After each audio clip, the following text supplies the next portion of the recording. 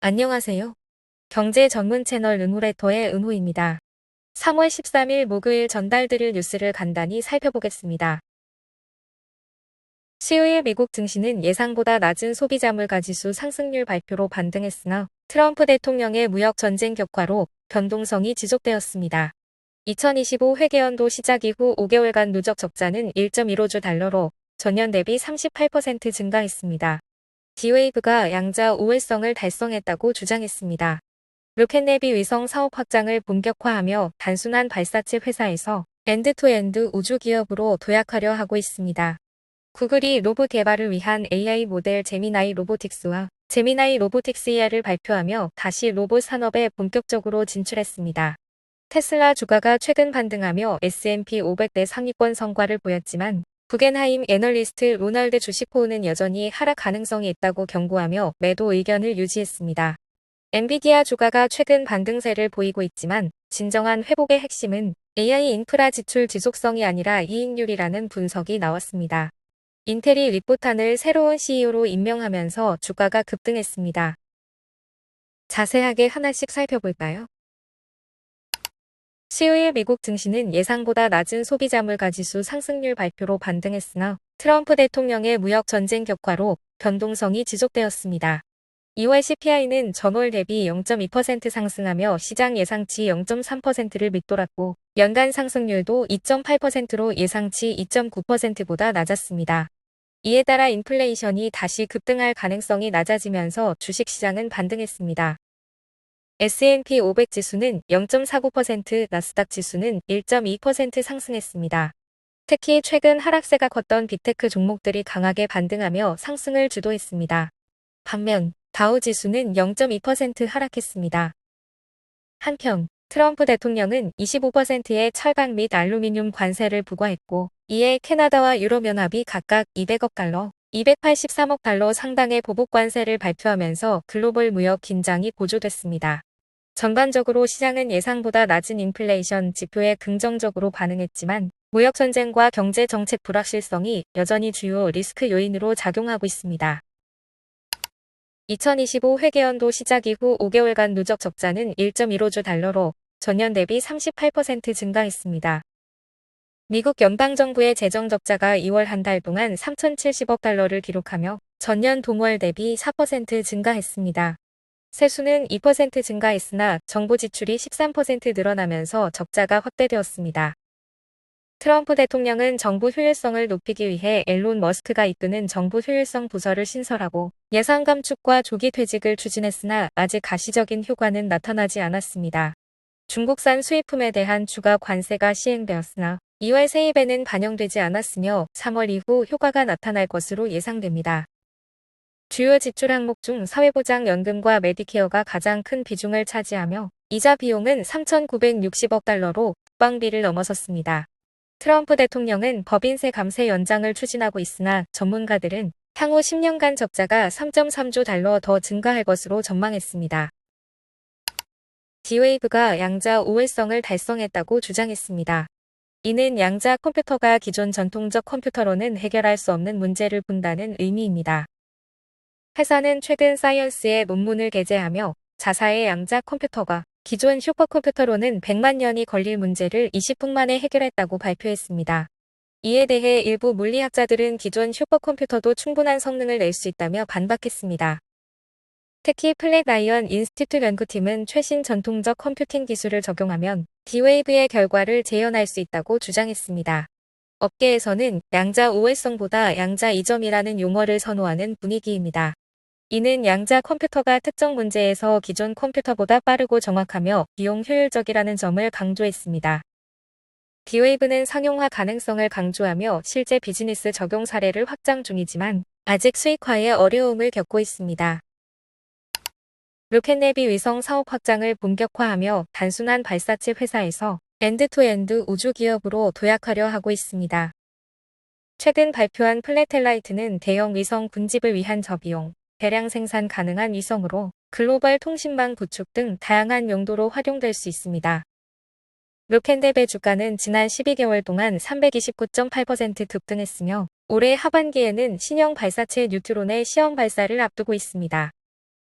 스티펄은 뉴트론이 로켓랩의 총 주소 가능한 시장을 확대할 핵심 촉매라고 평가하며 목표주가 $27를 유지했습니다. 또한 로켓랩은 최근 독일의 마이나리 게이지 인수를 발표했으며 이를 통해 ESA 및 유럽 방산 계약 접근성을 높이고 5억 1,500만 달러 규모의 미국 우주개발청 계약을 위한 핵심 공급망을 확보하려 했습니다. 현재 팩셋이 조사한 애널리스트 14명 중 9명이 매수 의견을 유지하고 있습니다. 구글이 로봇 개발을 위한 AI 모델 제미나이 로보틱스와 제미나이 로보틱스 ER을 발표하며 다시 로봇 산업에 본격적으로 진출했습니다. 이 모델들은 로봇이 미지의 상황에서도 더 정교하고 상호작용할 수 있도록 설계되었으며 특히 제미나이 로보틱스 ER은 공간인식을 강화해 로봇 개발자가 고급 논리적 추론을 활용한 프로그램을 구현할 수 있도록 지원했습니다. 구글은 로봇이 다양한 작업을 수행할 수 있는 범용 로봇 개발에 한 걸음 더 다가갔다고 강조하며 인간과의 거리를 유지하는 초기 배포 단계를 거쳐 점차 협업 수준을 높일 계획이라고 밝혔습니다. 한편 구글의 로봇 개발 역사에는 2013년 보스턴 다이나믹스 인수 후 4년 만에 매각 2023년 예산 삭감으로 에브리데이 로보츠 폐쇄 등 우여곡절이 있었으나 이번 AI 기반 로봇 개발을 통해 새로운 방향성을 모색 중입니다. 구글은 이미 앱트로닉, 에자일 로보스, 보스턴 다이내믹스 등과 협력해 해당 모델을 테스트하고 있으며 AI 로봇 스타트업들이 연구개발 비용을 절감하고 상용화 속도를 높이는 데 도움이 될 것으로 전망됩니다. 테슬라 주가가 최근 7.7% 반등하며 S&P 500대 상위권 성과를 보였지만 구겐하임 애널리스트 로날드 주식호는 여전히 30% 이상 하락 가능성이 있다고 경고하며 매도 의견을 유지했습니다. 그는 테슬라의 1분기 인도량이 시장 예상치인 43만 대보다 크게 부족한 35만 8천 대에 그칠 것으로 전망했습니다. 최신 모델 Y의 수요가 약하고 기존 재고가 증가하고 있어 판매 실적이 기대에 미치지 못할 가능성이 높다는 분석입니다. 또한 에론 머스크의 정치적 논란이 소비자 심리에 부정적인 영향을 미치고 있다고 평가했습니다. 머스크가 정보개혁 부서를 운영하며 논란을 일으키는 가운데 테슬라 매장 방문객 감소와 구매 의향 저하가 우려된다고 지적했습니다. 여기에 가격 탄력성도 악화되고 있습니다.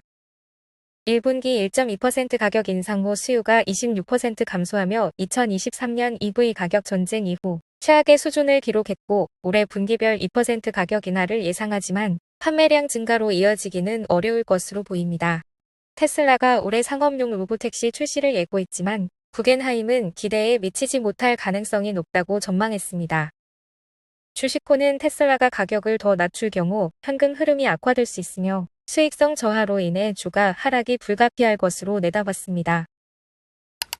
엔비디아 주가가 최근 반등세를 보이고 있지만 진정한 회복의 핵심은 AI 인프라 지출 지속성이 아니라 이익률이라는 분석이 나왔습니다.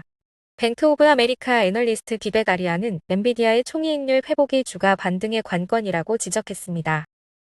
지난해 6월 호프 아키텍처 사이클에서 총이익률이 79%까지 올랐을 때 엔비디아 주가도 정점을 찍었으나 이는 비정상적으로 높은 수준이며 장기적으로는 70% 중반대가 정상 범위라는 평가입니다. 최근 분기 총이익률은 73%였으며 새로운 블랙웰 제품군 전환 과정에서 비용 증가로 압박을 받았습니다.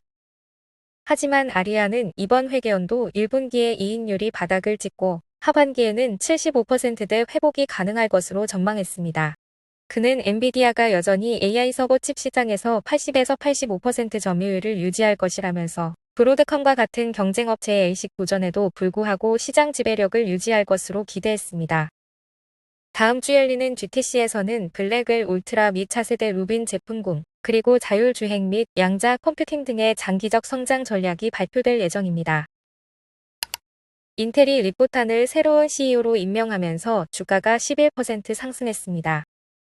탄은 이전에 케이던스 디자인 시스템즈의 CEO를 역임했으며 케이던스는 인텔을 포함한 주요 반도체 기업들이 사용하는 설계 소프트웨어를 제공하는 기업입니다. 그는 지난해 12월 패트릭 델싱어 전 CEO가 해임된 이후 임시 공동 CEO였던 데이비드 진스너와 MJ 홀트하우스를 대신해 인텔의 정식 CEO로 선임됐습니다. 이번 인사는 인텔이 반도체 시장에서의 경쟁력을 회복하고 투자자들의 비용 절감 및 사업 구조 재편 압박에 대응하는 과정에서 이루어졌습니다. 오늘 전달해드릴 뉴스는 여기까지입니다. 은호레터는 투자 권유가 아닌 정보 제공을 목적으로 하며 투자 판단은 구독자 본인의 책임입니다. 들어주셔서 너무 감사드리고 은퇴하는 그날까지 파이팅입니다. 도움이 되셨다면 좋아요와 구독 부탁드립니다.